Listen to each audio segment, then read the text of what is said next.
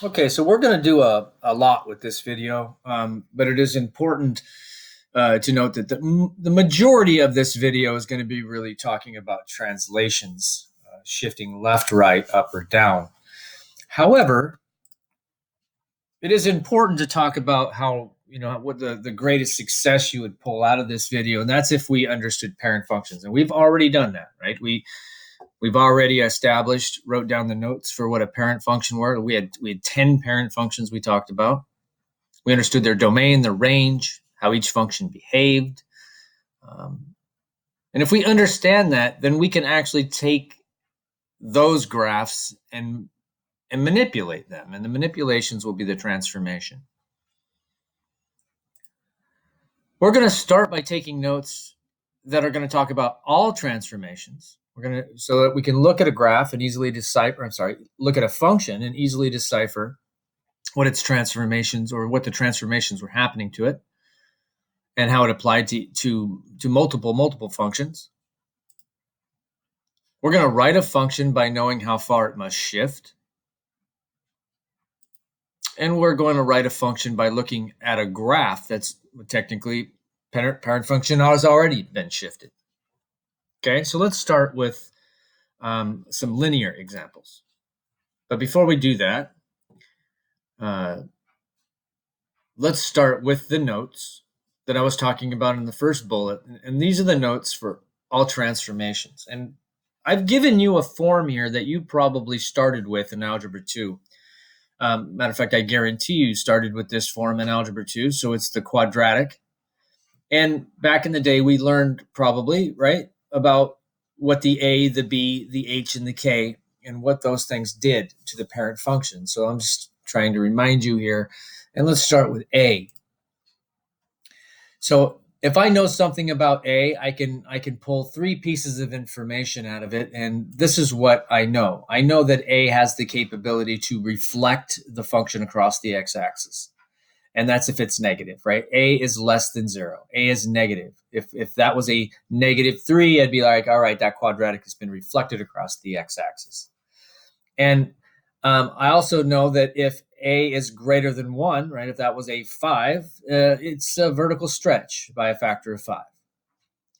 Or if A was between 0 and 1, maybe that was a 1/2 or a 0.3, I can say, oh, it's a horizontal stretch based on that information. So these are the three pieces of information I can pull from just knowing that value. All right, so let's look at the B. What's that going to tell me? Well, it's going to tell me three pieces of information as well. It's going to give me a possible reflection across the x-axis if it's negative, right? B is less than 0. If B was, say, a 5, and again, this is inside, right?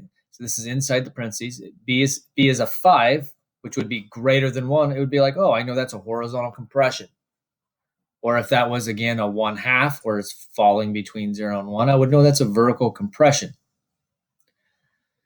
So those are the three pieces of information I can pull from that number. And let's talk about H.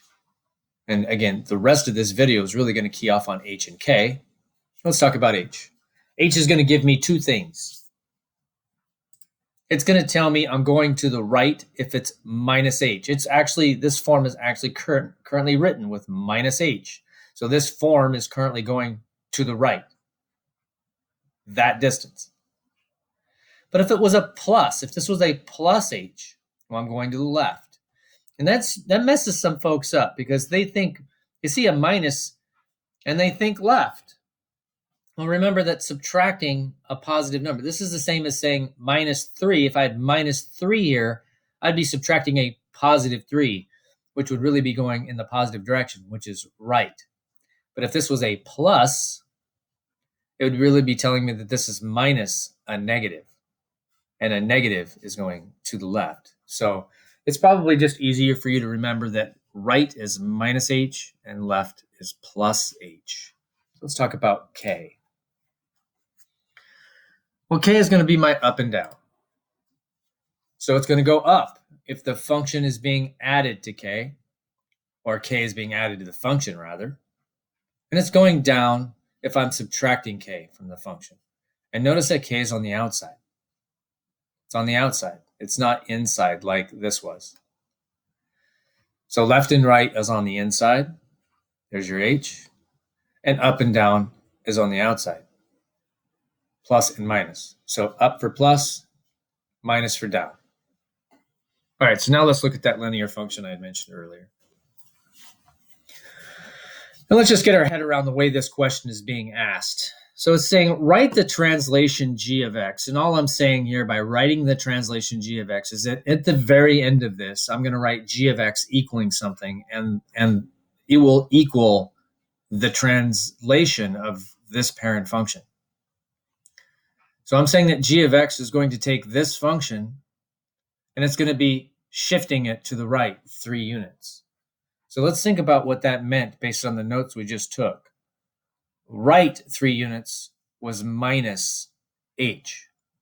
So I want to write the rule here of just saying, well, our transformation is going to equal f of x minus h, which is minus 3. And we know that this is just another way to write evaluation of a function, which means we can just grab this and throw it everywhere we see an x, and it would be right there. So there's our g of x. Our g of x ultimately is going to equal x minus 3. So let's take this graph and shift it to the right 3 to see if we're right. And we can see that the y-intercept is negative 3. And this one could be a little confusing. If I actually just started with this and asked you what the transformation was, you might be more likely to tell me it was being shifted down 3, and you wouldn't have been wrong. In this case, shifting this function down 3 and moving it to the right 3 produces the exact same thing. It's not always going to happen with linear functions, but it's pretty common with the identity. So let's do one more with this identity, and let's just shift it up. So there was your g of x. G of x was x minus 3. Okay. So again, let's just learn how to rewrite g of x. And the only reason we're using different function notation is because if we change this one, it's going to look different. So I'm just going to call it something else. So we're just calling our translation g of x. So let's take the parent function, our identity graph, and let's shift it up to. Well, again, let's think about what the rule is for moving something up. Well, up is plus k. So let's go over here and think about, well, what would that mean? So g of x could equal f of x plus k. Well, there's your plus 2. Well, what's your f of x? We're just taking what f of x is and adding it to 2. Well, f of x is h. So we can just, an x. We can just put an x right there and write x plus 2. So there is g of x equaling x plus 2. And let's just grab that function and move it up 2 to see if it looks right. And of course, it has a y-intercept of 2 like it did right there, and it looks good. Similarly, you might look at this, and you'd probably be less likely to say that this transformation was being moved to the left 2, but it could have been, right? I mean, if you took this parent function and just moved it to the left 2, you get the exact same thing. And again, it's common with the identity graph. But the next one will not, will kind of break the mold in thinking that that's always the case. So your left and your right is not always going to equal your up and your down. It just happens to work for this one. So anyway, what was our g of x? X plus 2.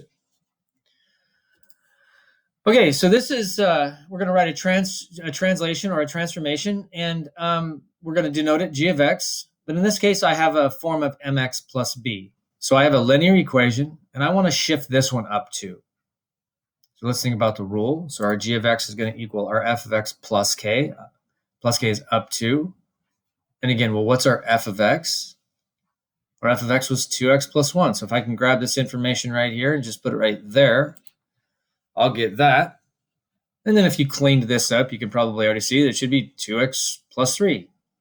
So let's grab this graph and move it up 2.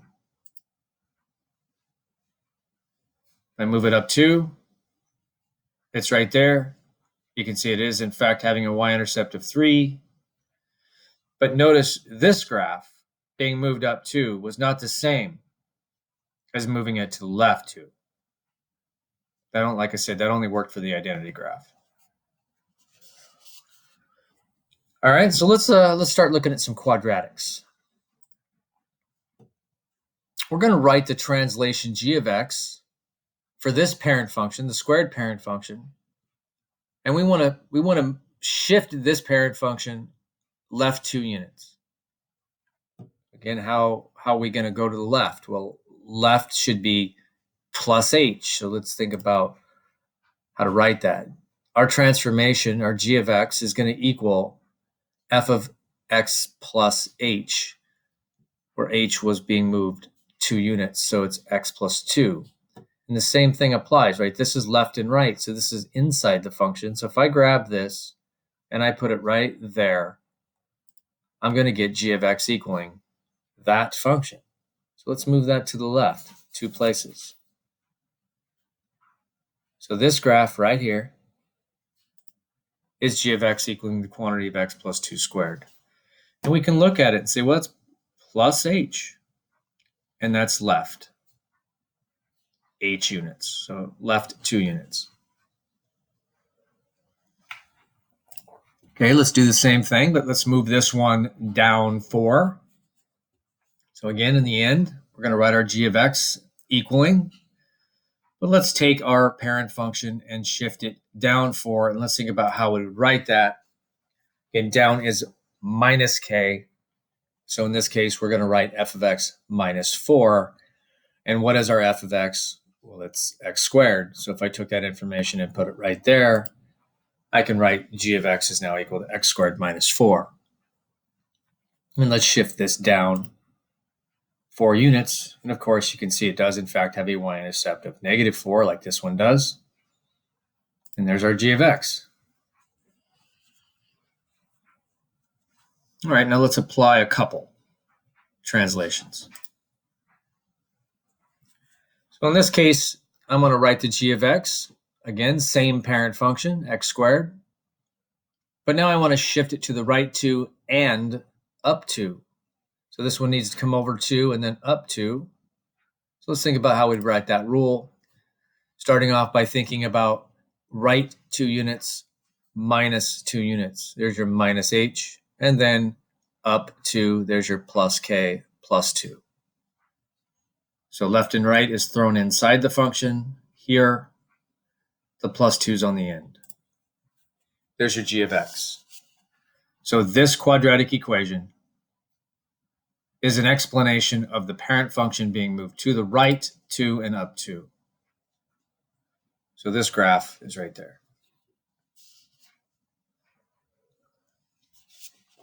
Okay, there's your g of x. Okay, so let's kind of think about this differently now, kind of maybe even backwards. I've graphed g of x. And what we want to do is we want to think about how can we write it. Well, where was the parent function at? And it's important that all quadratics are coming from this parent function. So let's think about where this lived. Well, it lives right there. And then we can say to ourselves, where is it now? Well, it's simply been moved to the left. 1, 2, 3. Well, what's that rule? Left is plus h. So it's plus 3. If I grab this information now and throw it right there, there's my g of x. My g of x is x plus 3 squared. Okay, it's only being moved left, right, so there is no k. Well, it's plus 0, but certainly not going to write that. All right, same thing, g of x has been graphed, and we just want to write its function. So again, where did it live? There's the parent function. And where did it end up? Well, it had to have gone to the right, 1, 2, 3, 4. So there's your rule, x minus 4. Here's your minus h. And then it had to have gone up 2. So just put a 2 on the end of it. And again, what am I going to do? I'm going to grab this. I'm going to throw it everywhere I see an x and add 2 to it. There's your g of x is now x minus 4 squared plus 2. This is that graph. All right, so let's leave quadratics and explore something else and apply the same concept. I want to be able to write this function based on the knowledge we've been working from. But this is currently not the parent function for the absolute value. So let's think about where that lived. Well, it lived right here, right? It was right here at 0. And where is this thing now? Well, it had to have gone to the left 1 unit. So let's think about writing left 1. That's plus h. And then it had to have gone down 2. So there's your minus k. And if I want to write the g of x as an absolute value, again, I just need to take this information and throw it everywhere I see an x. And I get the g of x is now equal to the absolute value, x plus 1 minus 2. So this graph is that function. Okay, let's apply a different, let's look at a different function with the same concept. Now there's g of x graphed, and we're being told here that it was from the parent function of the square root parent function. Where did that originally live? Well, it was down here. All we've got to do is ask ourselves, well, where, if this thing originally lived here and now it lives here, what did it do? It had to have gone to the right 1, 2, x minus 2, there's your minus h, and then it had to have gone up 3 units. So just add 3 to it. And I want to write my g of x. I'm just going to grab this information, throw it everywhere I see an x. And this is g of x equaling. This is the graph we're looking at right there, the square root of x minus 2 plus 3. And, this is not a part of this, question. Based on our knowledge of parent functions, it could have been. Just remember what the domain of this parent function was. The domain was bracket 0 to infinity. And the range of the parent function was bracket 0 to infinity. Well, we can look at this now and say, well, I know its domain. Its domain is 2 to infinity, and its range is 3 to infinity with a bracket on both the 2 and the 3. And we can kind of look at that and say, well, that's what that h was doing. It was affecting the domain, and that 3 was affecting the range. Okay, let's look at this one. A little bit more complicated graph. I did this in yellow because too much green on the screen would really mess things up. So let's just say that this graph is our g of x, and we want to write it as a function. Like we want to be able to write it correctly. And all I'm telling you is that this reciprocal graph was a transformation of its parent function. Well, where was this originally at? It was right there, where the vertical asymptote was the y-axis. Where the vertical asymptote was originally the y-axis. And remember what an asymptote is talking about, at least a vertical asymptote, is that this graph was trying to reach it, but never successfully. And that it was actually, again, trying to reach it from this side, but not being successful. So the only domain restriction in this reciprocal function was 0. And if we knew that about that parent function, we can say, well, what happened to our asymptote? It was simply moved to the right 2 units, which means this graph, was also simply just moved to the right 2 units, which is f of x minus h, right? Minus 2. And if I want to write the g of x, I just have to grab this information and throw it everywhere I see an x. And there is your g of x. This graph right here is equal to 1 over x minus 2, where the domain restriction now is at 2. And its domain would have been negative infinity to 2, union 2 to infinity. All right? And it's kind of powerful to be able to know how that h affected this graph. And it affected it the same way as it's affected all the ones I've already talked about. The minus h is on the inside, so we throw it in. Okay. All right. So again, this is how you learn it, right? With an A, probably with your A and your B in there. But I'm just talking about the h and the k here. But if I understand what h is doing and what k is doing, I can apply it to well, to all functions really. I have the cubed function, I have the square root function, I have the cube root, the reciprocal squared. If I knew the parent function for a natural log, I would know that it would be minus h, and I would be moving it, in this case, to the right and up. If I knew what the base e function looked like and I wanted to move it to the right and up, I could apply the concept to any parent function I understood. And it's very powerful if we understand those and we can apply that information. So the next video, or at least in the near future, will bring in the vertical stretches and compressions and your horizontal stretches and compressions and any possible reflections.